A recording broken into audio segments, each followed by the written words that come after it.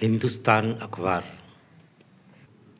शुक्रवार 31 जुलाई 2026। सुशांत सरीन का लेख है, पाकिस्तान से आज़ादी मांगते कश्मीरी। पाकिस्तान अधिकृत कश्मीर पीओके में पाकिस्तानी हुक्मरान ने खिलाफ जो गुस्सा दिख रहा है वह अप्रत्याशित है। वहाँ सब्सिडी खत्म करने के विरोध में शुरू हुआ जन आंदोलन अब आज़ादी की मांग में बदल चुका है। पिछले 3 दिनों में 30 से अधिक और 5 जून के बाद से 90 से ज़्यादा प्रदर्शनकारियों के कत्ल के आरोप उस पर लग रहे हैं। आंदोलनकारियों में सत्ता विरोधी भावना उबाल पर है। वे खुलकर पाकिस्तानी हुकूमत पर फौज से टकरा रहे हैं। शासन और शासक के बीच रिश्तों में ऐसी दरार पड़ चुकी है जिसे भरना पाकिस्तान सरकार के लिए आसान नहीं होगा। इस आंदोलन के 2 अहम पहलू हैं जिसे पाकिस्तान नज़रअंदाज कर रहा है। पहला, वहाँ के हुक्मरान बलूचिस्तान में तो कत्लेआम कर सकते हैं और उसका ज़्यादा असर भी नहीं पड़ेगा क्योंकि ना तो बलोचों की सरकार में हिस्सेदारी है और ना फौज में उनकी बड़ी संख्या में। विदेश में भी उनकी आवाज़ बुलंद करने वाला कोई प्रभावशाली तबका भी नहीं है। इसी तरह खैबर पख्तूनख्वा के पश्तूनों में को तालिबान और आतंकवाद से जोड़ दिया गया है। यहाँ की समस्या दुनिया भर में सुर्खियां बटोरती हैं। न्यूयॉर्क टाइम्स की खबर इसकी तस्दीक करती है। हालांकि इसमें जिस तरह से पीओके को पाकिस्तान का हिस्सा बताया गया है उसका उचित ही हमारी सरकार ने विरोध किया है। कश्मीर के इस हिस्से पर पाकिस्तान कब्जा जग जाहिर है, इसलिए वैश्विक मीडिया से विशेष संवेदनशीलता की मांग गलत नहीं। दूसरी बात, पाकिस्तान इस आंदोलन को पारंपरिक पर भारत विरोधी नजरिए से देख रहा है, जबकि सच यह है कि जिस पीओके का इस्तेमाल उसने भारत के खिलाफ दुष्प्रचार करने या कश्मीर में आतंकवादी को हवा देने के लिए किया है, वह आज वहीं से उसके खिलाफ सबसे बड़ी बगावत हो रही है। पाकिस्तान के रक्षा मंत्री ख्वाजा आसिफ तो खुलकर प्रदर्शनकारियों को भारत जैसा दुश्मन बता रहे हैं, उन पर गोलियां चलने का समर्थन कर रहे हैं। गौरतलब है कि जम्मू कश्मीर में पाकिस्तान ने जिस जिहादी आतंकवाद को फैलाने की कोशिश की उसमें पीओके के कश्मीरियों की खूब मदद ली गई। जिस तरह से इस्लामाबाद में कभी अफगानिस्तान में शाम में तालिबान को खड़ा किया, पर बाद में वही उस पर भारी पड़ा, उसी तरह कश्मीर के लिए तैयार जिहाद पाकिस्तान सदन पर भारी पड़ने लगे हैं। पीओके में आंदोलनकारियों ने अब तक हथियार नहीं उठाए, लेकिन वहाँ एक तबका ऐसा भी है जो फौज की सेवा कर चुका है और शस्त्र चलाना भी बखूबी जानता है। ऐसे में यदि आंदोलन हिंसा पर उतारू हो गए तो पाकिस्तान के लिए उनको संभालना काफ़ी कठिन हो जाएगा। फिर इस क्षेत्र की भौगोलिक स्थिति ऐसी है कि फौज चाहकर भी यहाँ के कश्मीरियों से पार नहीं पा सकेगी। पाकिस्तान की समस्या ये भी है कि पीओके के मुद्दे राजनीतिक है, पर मुल्क पर परोक्ष रूप से फौजी शासन होने के कारण यहाँ दमन की तरफदारी की जा रही है। अगर कोई राजनेता सुलह सफाई कर बीच का रास्ता निकालने का प्रयास भी करे तो उससे पहले आर्मी चीफ आसिम मुनीर से रजामंदी लेनी होगी। सवाल है कि पीओके की हालत इतने बिगड़ कैसे गए।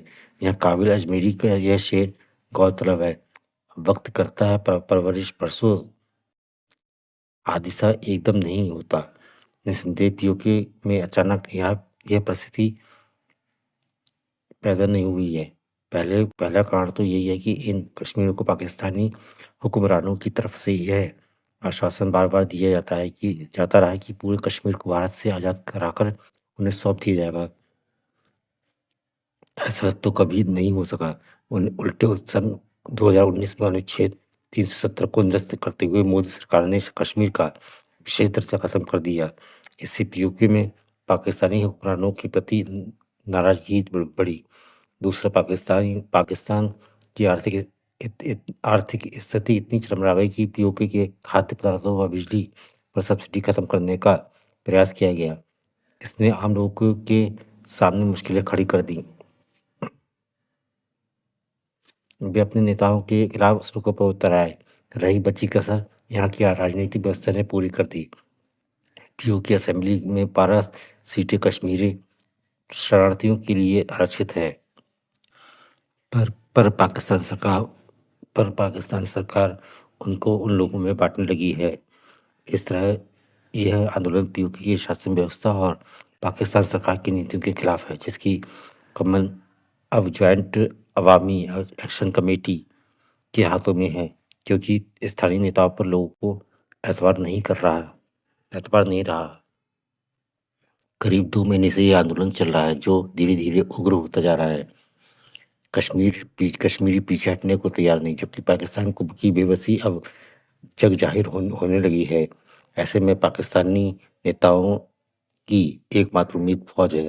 पाकिस्तानी फौज का जो इतिहास रहा है, उसे यही लगता है कि इस आंदोलन को कुचल दिया जाएगा। वह इसका दमन कर सकती है, क्योंकि उसके पास ये क्षमता है, लेकिन ऐसी किसी सैन्य कार्रवाई की प्रतिक्रिया भी उतनी ही बड़ी होगी। अगर विद्रोह फैला तो उसे संभालना फौज के लिए भी मुश्किल हो जाएगा। क्या आने वाले दिनों में इस खित्ते से पाकिस्तान का कब्जा हट जाएगा? फिलहाल इसका सटीक अनुमान नहीं लगाया जा सकता, पर यहाँ की तस्वीर जरूर बदल जाएगी। जिस तरह हम बलूचिस्तान, खैबर पख्तूनख्वा या अन्य जगहों पर देख रहे हैं कि सरकारी दमन के कारण वहाँ के हालात लगातार नाजुक हो चले हैं और हिंसक माहौल बढ़ने के साथ साथ हुकूमत का दबदबा कम होने लगा है। उसी तरह की परिस्थिति पीओके में भी बन सकती है। लोग पाकिस्तान पाकिस्तानी फौज व हुकूमत को नफरत की निगाह से देखने लगे हैं। यह आने वाले दिनों में पाकिस्तान के लिए एक बड़ा सिरदर्द साबित होगा। अगला लेख है पैलेट गन पर सुनवाई। बीती 20 जुलाई को दिल्ली में संसद की ओर मोर्चा कर रहे प्रदर्शनकारी छात्रों पर पुलिस की यह कार्रवाई का मामला शांत होने का नाम नहीं ले रहा है और धीरे धीरे इसकी परतें खुलती लग रही है। इस पर जारी सियासत से अलग सर्वोच्च न्यायालय में सुनवाई भी चल रही है। जाहिर है इस मामले में सियासत से ज़्यादा महत्वपूर्ण निर्णय न्यायालय का यही होगा। सवाल नया नहीं है, लेकिन बड़ा जरूर है। क्या पुलिस को पैलेट गन के इस्तेमाल का अधिकार है? फिलहाल इस सरकार के ये राहत की बात है। सर्वोच्च न्यायालय ने घातक हथियारों पर प्रतिबंध लगाने की मांग वाली याचिका पर सुनवाई करते हुए पुलिस द्वारा पैलेट गन के इस्तेमाल को असामान्य हालत में जायज ठहराया है। प्रधान न्यायाधीश सूर्यकांत की अध्यक्षता वाली न्यायमूर्ति बागची व न्यायमूर्ति मोहना की पीठ ने उचित ही सरकार को निर्देश दिया कि वह अपनी कार्रवाई के रिकॉर्ड दुरुस्त रखे और दिल्ली सरकार को कहा गया है कि सर्वोच्च न्यायालय में दायर याचिका में पैलेट गन के इस्तेमाल पर प्रतिबंध लगाने के साथ ही 20 जुलाई की पुलिस कार्रवाई की पीड़ितों को मुआवजा देने की भी मांग की गई है। अब इस सर्वोच्च न्यायालय से जो भी व्यवस्था की जाएगी वह प्रदेश के लिए मील का पत्थर साबित होगी। ध्यान रहे, पुलिस से बल प्रयोग का अधिकार छीन लेने के अपने खतरे हैं। बेहतर तो यही होगा कि पुलिस उपद्रव नियंत्रण के नए सभ्य तरीके खोजे और आजमाए।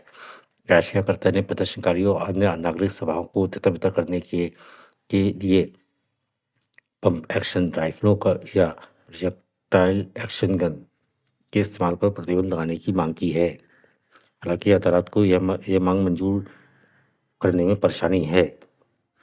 पैलेट गन के इस्तेमाल को सही ठहराया है।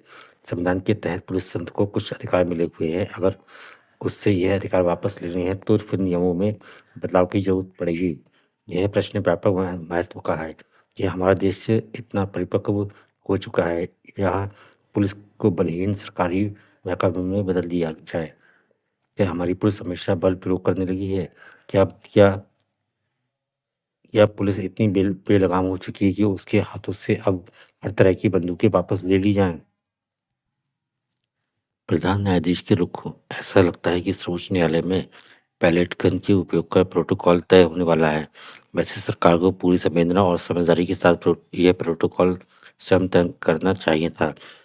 अफसोस, अपने देश में यह कोई नई बात नहीं है कि विपक्ष पुलिस में सुधार चाहता है। यह छिपी हुई बात नहीं है कि प्रदेश में पुलिस सुधार की प्रक्रिया बहुत धीमी चल रही है। संयम का संदेश तमाम पुलिसकर्मियों तक नहीं पहुंच पा रहा है। उस कर्मी AK-47 लेकर छात्रों की ओर दौड़ पड़ा। आरोप है दिल्ली में कम से कम 5 प्रदर्शनकारियों को पैलेट गन के कथित इस्तेमाल से चोटें आई हैं।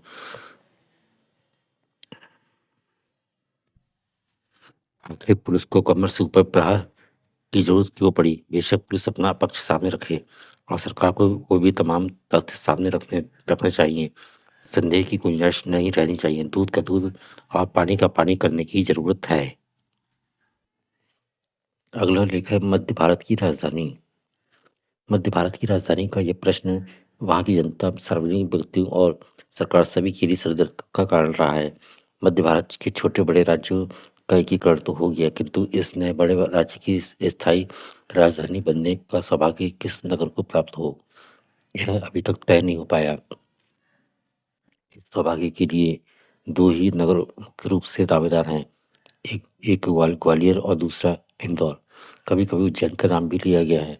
और यदि भोपाल का सी श्रेणी का राज्य भारत में विलीन कर दिया जाए तो भोपाल के लिए भी मध्य भारत की राजधानी की कल्पना की गई है, किंतु मुख्य संघर्ष ग्वालियर और इंदौर के बीच रहा है। इन दो नगरों के पक्षपातियों के आपसी खींचतान ने वातावरण को कटुतापूर्ण बना दिया है। जब मध्य भारत के राज्य का निर्माण हुआ तो राजधानी के संबंध में एक अस्थायी व्यवस्था तय की गई थी। उसके अनुसार वर्ष में 7 महीने राजधानी ग्वालियर रहनी थी और 5 महीने इंदौर। यह व्यवस्था कुछ समय तक चलती रही, किंतु उसने तय किया कि केवल कैंप राजधानी इंदौर जाया करे और 5 महीने के बजाय 3 महीने की ही वहां रहे। इस निर्णय पर अमल तो होना ही था और वह हुआ भी। उनकी ओर से प्रारंभिक व्यवस्था को लौटाने के प्रयत्न किए गए। ग्वालियर के पक्षपातियों ने इन प्रयत्नों का विरोध किया। ग्वालियर और इंदौर में अलग अलग राजधानी निर्माण समितियां संगठित हुईं और ग्वालियर और इंदौर की एक स्थान सरकार के सार्वजनिक जीवन को कलुषित बनाए हुए है। हमारी राय में सबसे अच्छा यही होता कि मध्य भारत के निर्माण के समय जो व्यवस्था तय पाई गई थी उस पर कायम रहा जाता और फिलहाल इस प्रश्न को ठंडे गोदाम में रख दिया जाता। अब वह इस प्रश्न का उचित निपटारा कर लेती, किंतु मध्य भारत का मौजूदा मंत्रिमंडल यह सोचता है कि स्थायी राजधानी का प्रश्न अनगढ़ित रहने की दशा में उसका आगामी आम चुनाव पर बुरा असर पड़ेगा। वरिष्ठ पत्रकार मधुरेंद्र सिन्हा का लेख है, अर्थव्यवस्था के लिए बैंकों से आई अच्छी खबर। अमेरिका ईरान युद्ध के बीच भारतीय अर्थव्यवस्था के लिए कुछ अच्छी खबरें आ रही हैं। इनमें एक बैंकिंग व्यवस्था से जुड़ी है। इसके मुताबिक बैंकों से कर्ज लेने वालों की संख्या बढ़ रही है, जिससे अर्थव्यवस्था में तेजी के संकेत मिलते हैं। आंकड़े बता रहे हैं कि जुलाई 2026 तक देश के बैंकों द्वारा दी गई ऋण में पिछले साल के मुकाबले 17.7% की बढ़ोतरी हुई है। खास बात यह है कि कॉरपोरेट सेक्टर द्वारा कर्ज लेने की गति तेज हुई है। इससे जमा और ऋण के अनुपात में सुधार हुआ है। मई के आंकड़ों के मुताबिक कॉरपोरेट सेक्टर द्वारा कर्ज लेने में पिछली मई की तुलना में 18.3% की तेजी आई है। यह तेजी साल 2012 के बाद सबसे अधिक है, जो अर्थव्यवस्था के लिए शुभ संकेत है।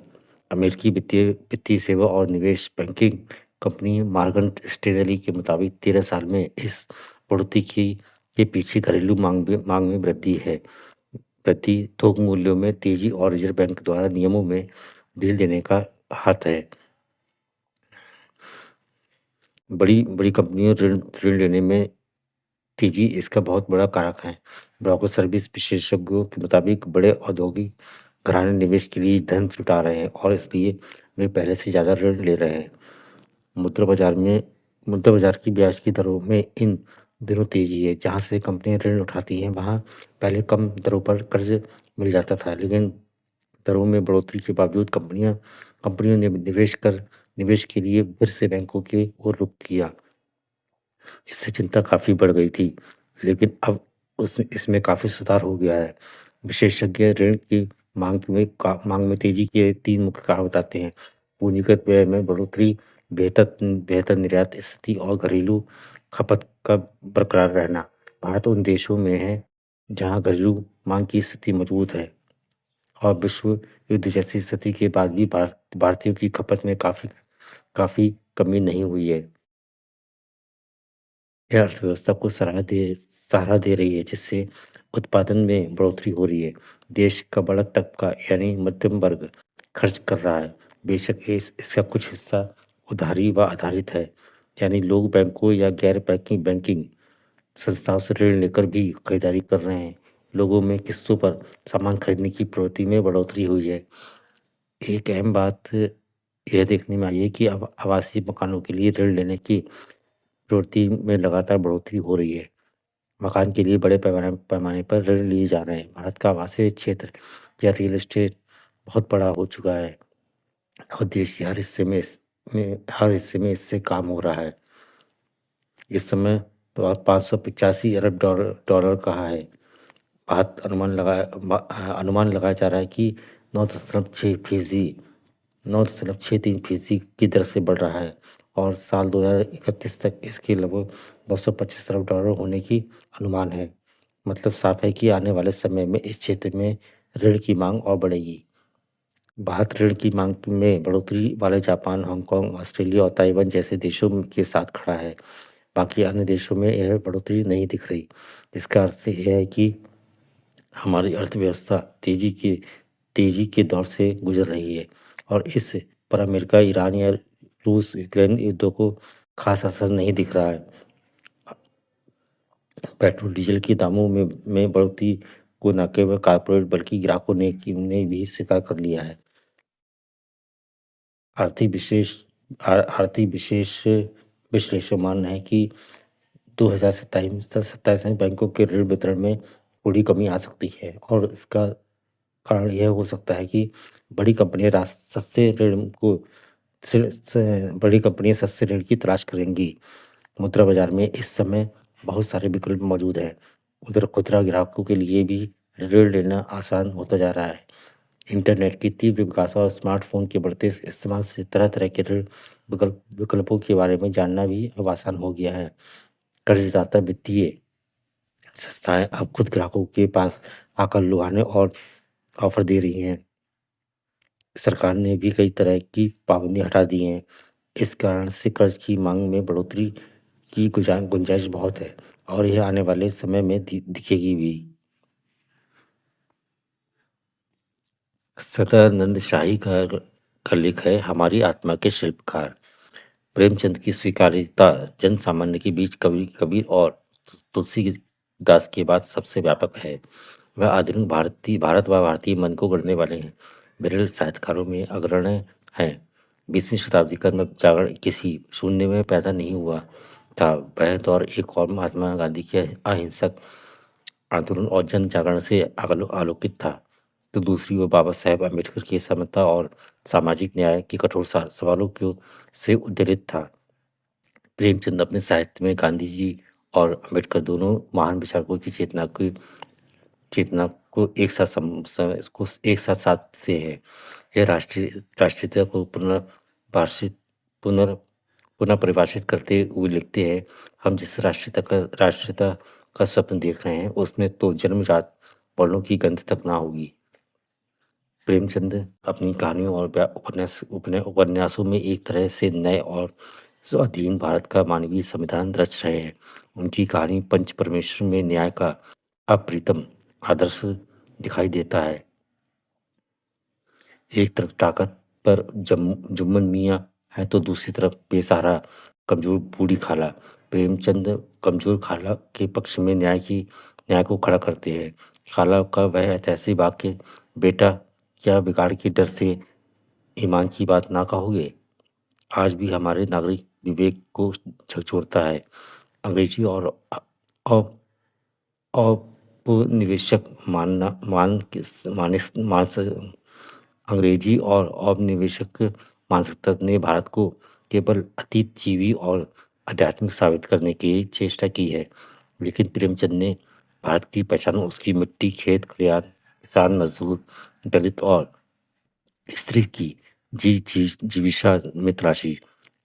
सद्गति में वह धर्म है और कर्मकांड में छिपे अमानवीय तंत्र पर ठोकर मारते हैं।